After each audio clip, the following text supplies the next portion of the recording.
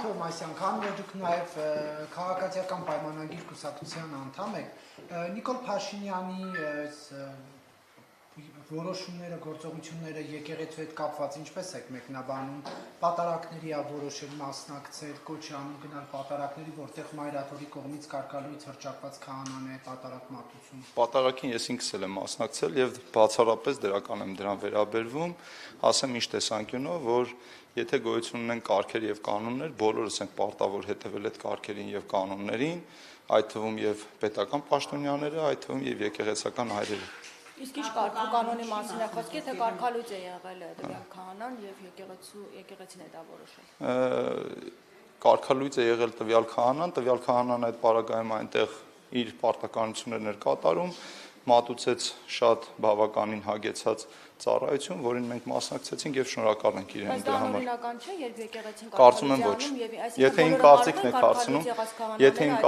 հարցնում, եթե Փաշինյանը կոչ անի։ Կներեք,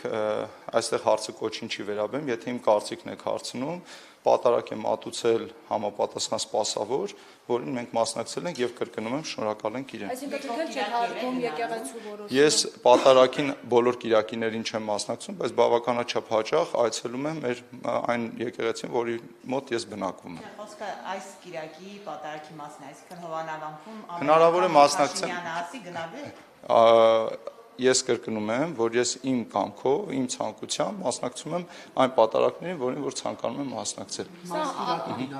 Չեմ կարող ասել, դեռ պլաններս մշակված չի, բայց հավանաբար կմասնակցեմ։ Դա անարգանք չէ եկեղեցու որոշման։ Ես արդեն նշեցի, որ կարծում եմ, որ ոչ, անհարգանք չէ, որովհետև դե հիմա կներեք, ես չեմ կարող իմ հավատամքը բացատրել, որովհետև ես մասնակցում եմ այն պատարակներին, որին ցանկանում եմ մասնակցել, եւ իմ կարծիքով դա անհարգանք չէ որևէ բան նկատմամբ։ Լսում եմ։ Նախաձեռնությանը դուք եք միացել։ Այդ որ նախաձեռնությունն Արեգ ջան։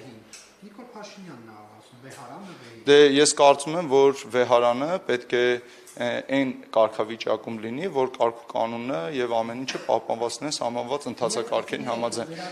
Դուք խոստացել եք, որ լսում եմ ձեզ։ Նիկոլ Փաշինյանը նախորդ հարցուպատասխանի ժամանակ նշում էր, որ եկեղեցիները իրենց գույքերով, տարածքներով պետությանն է, որոնք անհատույց օգտագործման իրավունքով տրվել է Մայրաթորին, բայց հետո լրագրողները բացել էին այդ Հովանավանքի օրինակով ցույց էին տալիս, որ կադաստրի թղթով, ինչպես սիրում է Նիկոլ Փաշինյանն ասել, Մայրաթորին է պատկանում օրինակ Հովանավանքը։ Ես ձեր հղումները իհարկե չեմ հասկանում, ինչպես սիրում եք ասել, եթե դուք կոնկրետ հարց ունեք, խնդրում ձեր հարցը, առանց որևէ հղումների, լսում եմ ձեզ։ Իրենց գույքերով, հողերով։ Ուրեմն խորհրդային միության փլուզումից հետո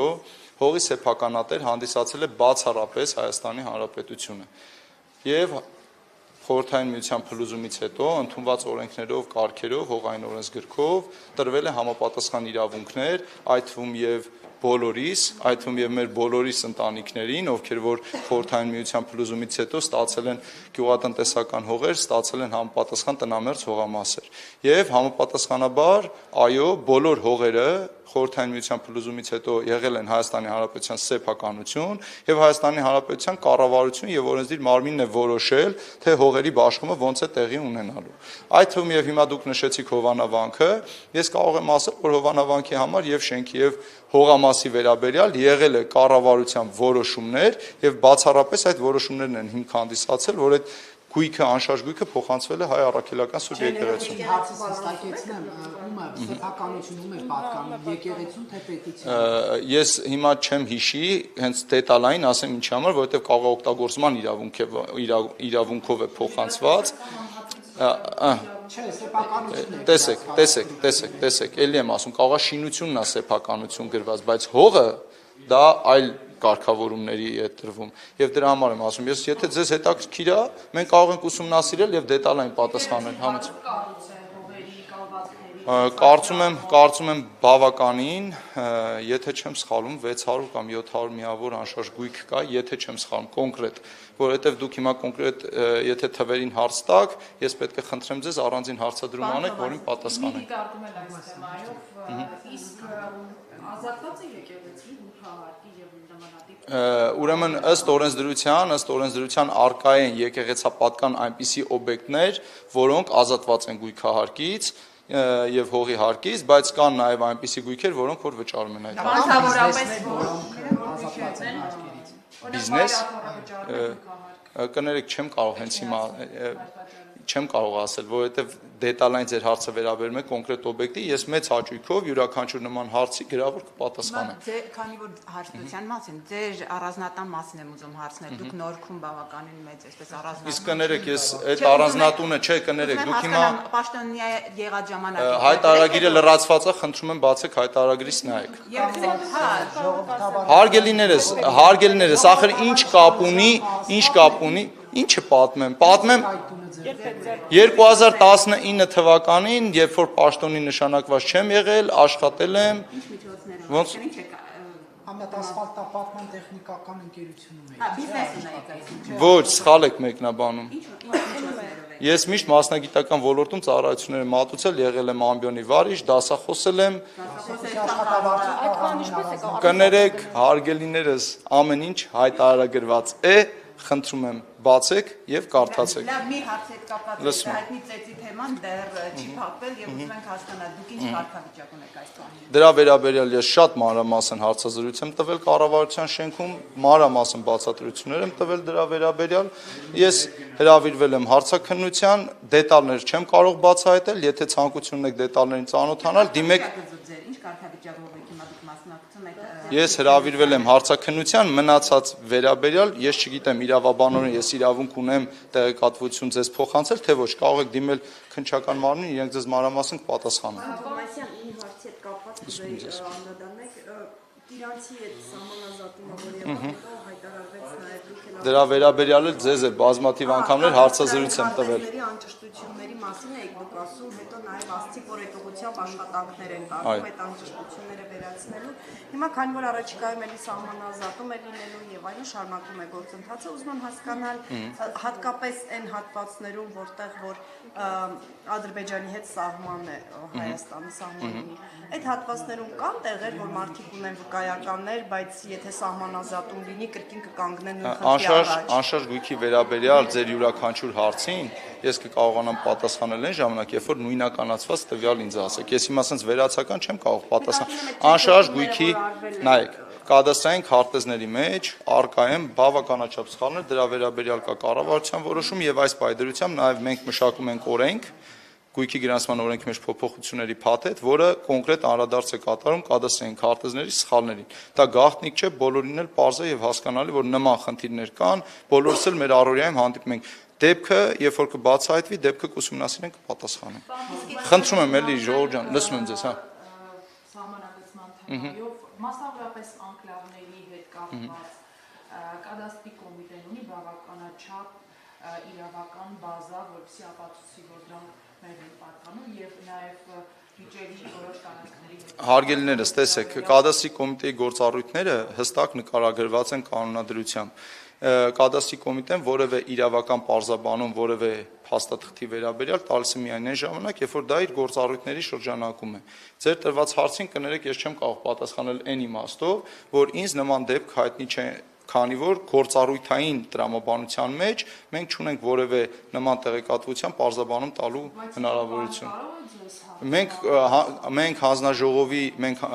իմ տեղակալը հանձնաժողովի անդամ է, ակտիվ մասնակցում է, եթե որևէ պարզաբանում տալու հնարավորություն ու կարիք լինի, ապա հանձնաժողովի անունից համապատասխան պաշտոնյաները հայտարարություն կտան։ Այսինքն ենթադրվում է, որ մի օր այո ձեզ այդ հարցով դիմելու անհրաժեշտություն է։ Ես հիմա էլի եմ ասում, նայած ինչ հարցի մասին է խոսքը, եթե հանձնաժողովը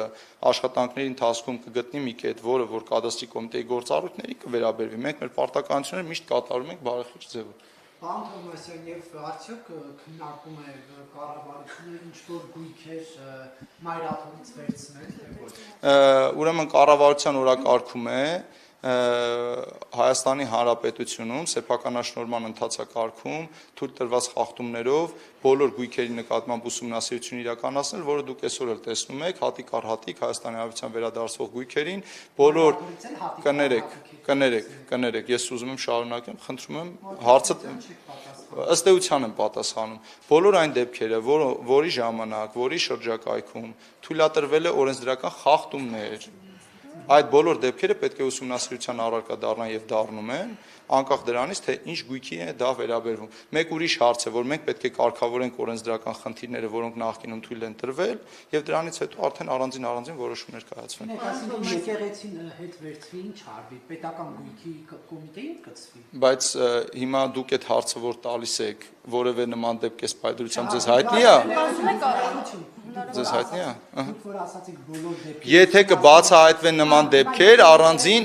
ես չեմ կարող ասել, դիմեք լիազոր մարմին կասեն արդեն, թե եկեղեցին ինչ Իսկ միայնակ եք գնացել Հովհանավանք, թե նաև հրահանգել եք ձեր աշխատակիցներին, որտեղ բացարձակապես միայնակ եմ գնացել, համայնքներից բոլորին պատասխանեցի ձեզ արդեն։ դժգոհ է եղել։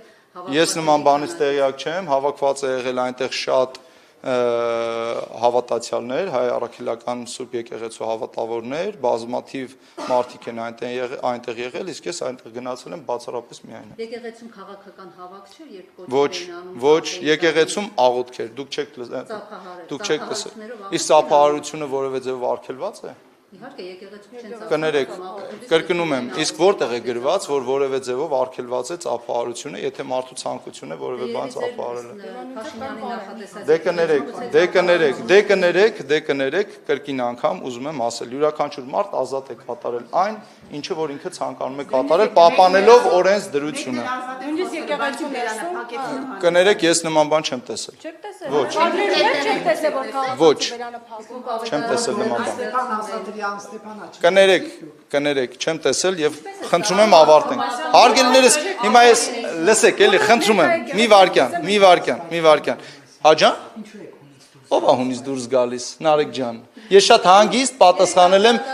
ամեն անգամ, կներեք, խոսում եմ, մի ընդհատեք։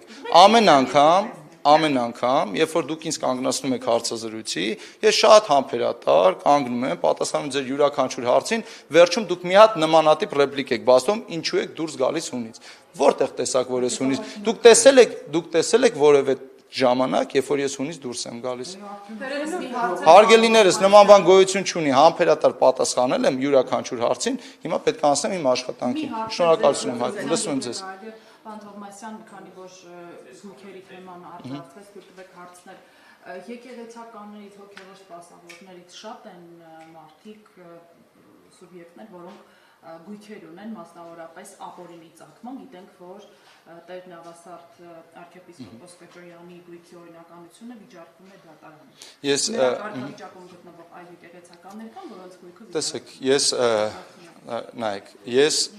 տեղեկատվություն չունեմ նախ եկեղեցականների վերաբերյալ, այսինքն եթե Հայաստանի Հանրապետության քաղաքացի է, աշխատավայրը, որպես այդպեսին կադաստրի կոմիտեին հայտնի չէ։